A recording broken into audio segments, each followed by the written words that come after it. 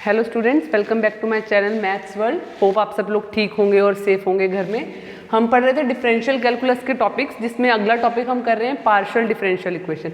Partial, जैसे हमने पिछली क्लास में आपको बताया था कि दो तरह के डिफरेंशियल, एक होती है ऑर्डिनरी डिफरेंशियल इक्वेशन और एक होती है partial differential equation. Ordinary differential equation में वन डिपेंडेंट वेरिएबल और वन ही इंडिपेंडेंट वेरिएबल, लाइक y वाला फंक्शन था x के रिस्पेक्ट में और x वाला y के रिस्पेक्ट में। तो अगर हम यहाँ पे dy बाई dx निकालेंगे तो ये जो y है ये है डिपेंडेंट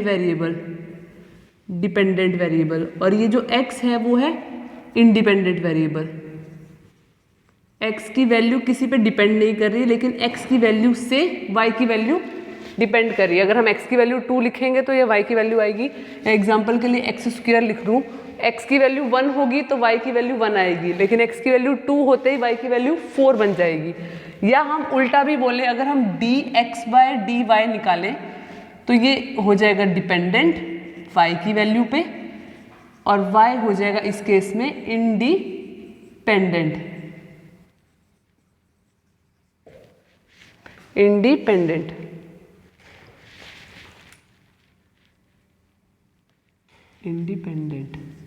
राइट, ये है। लेकिन इस दोनों ही केसेस में यहाँ पे डिपेंडेंट एक, इंडिपेंडेंट एक। इस केस में भी डिपेंडेंट एक, इंडिपेंडेंट एक। ये केस एक केस की तरह कंसिडर होगा, ये केस एक केस की तरह कंसिडर होगा, लेकिन दोनों ही केसेस में डिपेंडेंट भी एक है, इंडिपेंडेंट भी एक है। अब हम देखते हैं पार्शियल वाले में क्या ये कह रहा है, इंडिपेंडेंट मोर देन वन। क्यों? फंक्शन f है वो u प्लस v के रिस्पेक्ट में है, तो जब हम f का डेरिवेटिव करेंगे तो हम फुल्ली डेरिवेटिव कैसे करेंगे? जब अगर हम f का u के रिस्पेक्ट में डेरिवेट करेंगे तो यहाँ पे v वाला फंक्शन तो है ऑलरेडी, तो उस केस में v के साथ क्या होगा? क्या v को हमें कांस्टेंट ट्रीट करना पड़ेगा या v भी एक वेरिएबल रहेगा? लेकिन अगर v वेरिएबल ही रहेगा तो फिर वो फुल्ली डेरिवेटिव कैसे हुआ u के रिस्पेक्ट में? तो इसको हम बोलते हैं, हम f का डेरिवेटिव कर रहे हैं u के रिस्पेक्ट में पार्शियल। क्यों? जब u का डेरिवेटिव, f का डेरिवेटिव हो रहा है u के रिस्पेक्ट में, उस केस में हम v को कांस्टेंट ट्रीट करेंगे। और इसी तरह जब f का डिफरेंशिएशन हो रहा है v के रिस्पेक्ट में या डेरिवेटिव हो रहा है, उस केस में हम u को कांस्टेंट ट्रीट करेंगे। लाइक यहाँ पे लिख देती हूँ, f is equals to u square plus v square. इस f की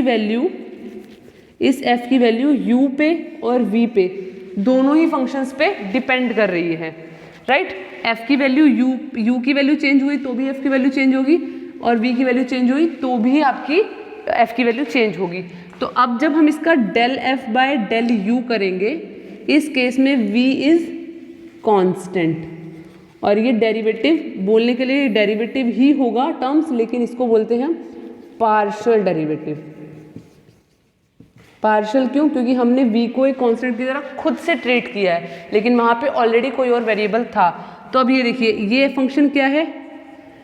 डिपेंडेंट, राइट, और ये फंक्शन क्या है? इंडिपेंडेंट। लेकिन दूसरे केस में जब हम del f by del v निकालेंगे तो यहाँ पे क्या होगा? u is constant. तो ये हो गया डिपेंडेंट और ये हो गया इंडिपेंडेंट। राइट, अब अगर हम चाहते हैं इसका सेकेंड डेरिवेटिव करना, del square f by del x या डेल u डेल v, ये कितना डिपेंडेंट और ये दोनों क्या? इंडिपेंडेंट। फंक्शन एक के अलावा दो पे डिपेंड कर रहा है, तो independent variable is more than one. अब मोर देन वन में जरूरी नहीं कि दो ही फंक्शन हो। f is equals to u plus v plus डब्ल्यू प्लस जेड सो ऑन, जितने मर्जी यहाँ पे आप आगे वेरिएबल लिखते जाओगे उतने ही वेरिएबल पे ये डिपेंड करता जाएगा। राइट, अब मैं आपको एग्जाम्पल के लिए बताती हूँ कि कैसे कैसे टाइप्स के फंक्शन हो सकते हैं।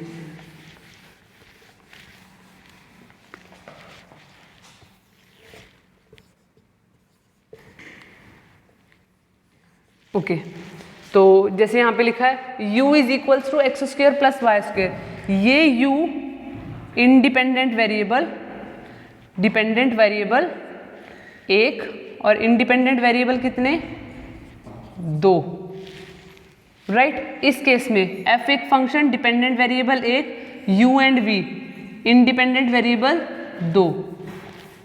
इस केस में question number 2, example number 3, f एक डिपेंडेंट वेरिएबल एक लेकिन independent variable 3। Question example number 4 दे देती हूँ, u square v w z square, dependent variable एक लेकिन इंडिपेंडेंट वेरिएबल 1 2 3 4 की वैल्यू पे डिपेंड कर रहा है एक f की वैल्यू, राइट। अब हम एक क्वेश्चन करते हैं कि हम डेरिवेटिव करेंगे कैसे। Find del u by del x and del u by del f. आपको इसको देख के समझ में आएगा, ये u एक कॉमन है लेकिन नीचे यहाँ x भी चेंज हो रहा है और यहाँ y, यानी u एक फंक्शन होगा f x कोमा y के। ये एक u एक फंक्शन है जिसके 2 वेरिएबल हैं, u is equal to f plus y x plus y. अब यहाँ लिखेंगे पार्शियल डेरिवेटिव लिख दोगे या derivative with respect to x लिखोगे, दोनों चलेगा, विद रिस्पेक्ट टू x। लेकिन हम लिखने के लिए d बाय डी एक्स लिखते थे, वो डेल थोड़ा सा चेंज हो जाएगा, del u by del x। इस केस में ये वो जो y है ये कांस्टेंट की तरह है, तो x का डेरिवेटिव कितना हुआ 1 और कांस्टेंट का प्लस में 0, ठीक है। अगर हमें दूसरा करना है partial derivative with respect to y, del u by del y is equals to constant का डेरिवेटिव 0 प्लस y का डेरिवेटिव 1, ठीक है, समझ में आया। अब एक और एग्जांपल लेते हैं, u है x cube plus y cube, partial derivative with respect to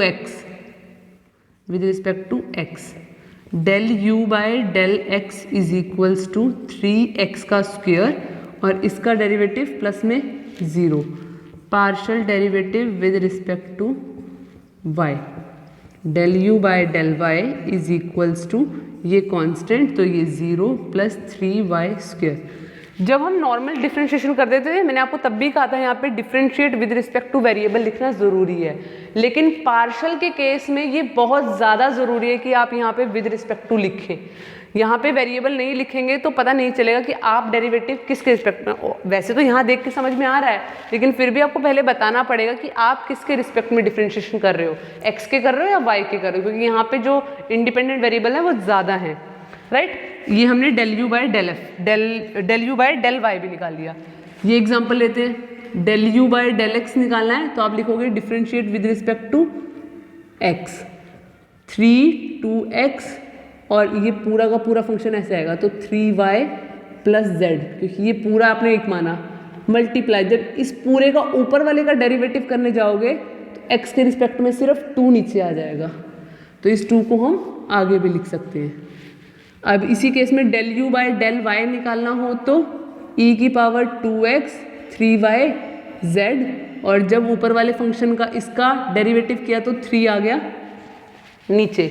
अगर del u by del z भी निकालना हो, फिर से e 2x 3y plus z, right. और अब जब यहाँ से z का डेरिवेटिव तो यहाँ आ जाएगा 1, ओके। इसके बाद del u by del x, इस केस में 6 और इसका डेरिवेटिव 0 तो ये आ जाएगा 6, del u by del y constant इसका हो गया 0 प्लस इसका डेरिवेटिव 2y।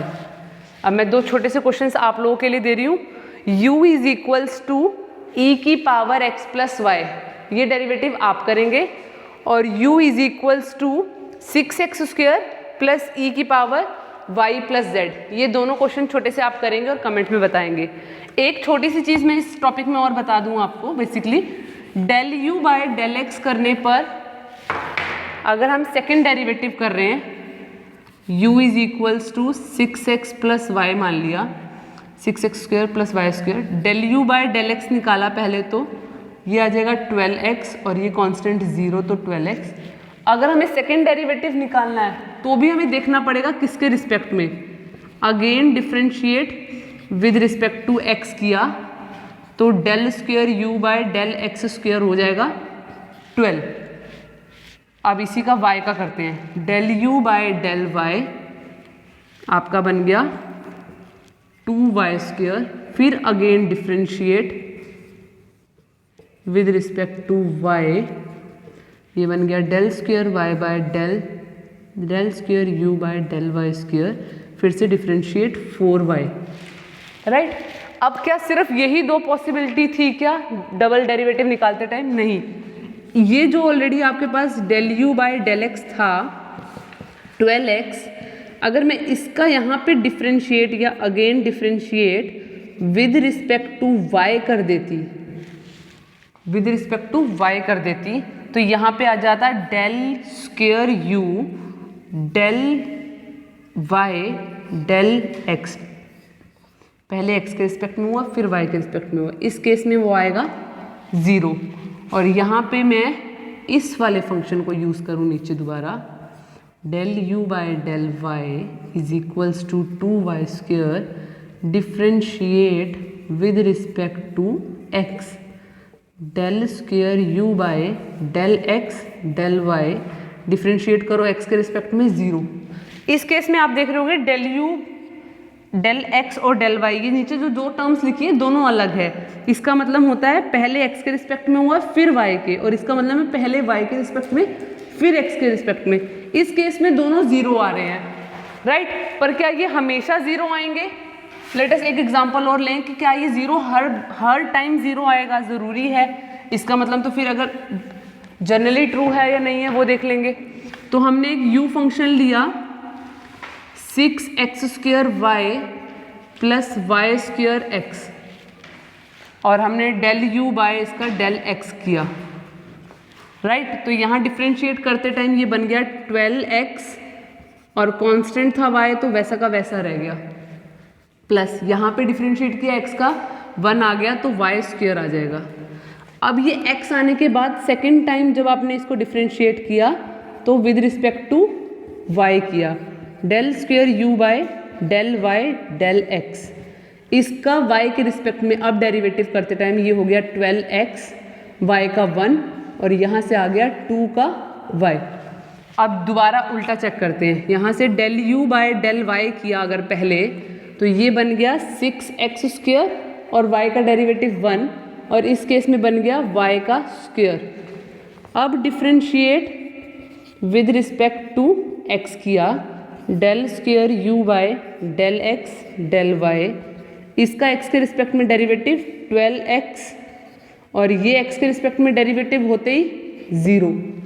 यहाँ तो आया 12x और यहाँ आ गया आपका 12x प्लस 2y, यानी del square u del x del y is always not equals to del y del x। ये हमेशा इक्वल नहीं आता। आपको वैसे बता देती हूँ ये कब इक्वल आता है, जब इक्वेशन जो होती है एग्जैक्ट फॉर्म में होती है। एग्जैक्ट इक्वेशन स्पेशल इक्वेशंस होती हैं, इस इक्वेशन के ही केस में ये सेम आएगा, यानी जहाँ कहीं भी डेल स्क्वेयर u अपॉन में डेल x डेल u और del square u del y और डेल u, ये वेरिएबल नीचे के चेंज करने से फ़र्क ना पड़ रहा हो या सेम आ रहा हो, समझ जाना कि वो इक्वेशन एग्जैक्ट इक्वेशंस होती हैं और कोई इक्वेशन नहीं होती। उस केस में आपको ये आंसर जो है सेम मिलेगा।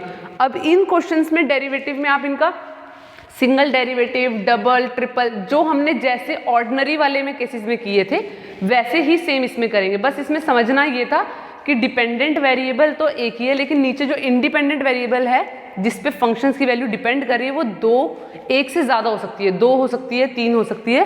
2 क्वेश्चंस मैंने आपको दिए हैं, ये वाला और ये वाला, इसका आप सिंगल डेरिवेटिव u और v के रिस्पेक्ट में क्वेश्चन नंबर 1 इसको बोलेंगे, और 2 लिखकर डेल u और डेल x की वैल्यू नीचे आंसर में कमेंट बॉक्स में बताएंगे।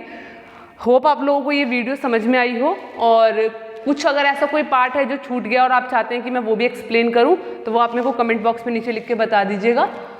Thank you so much for this video.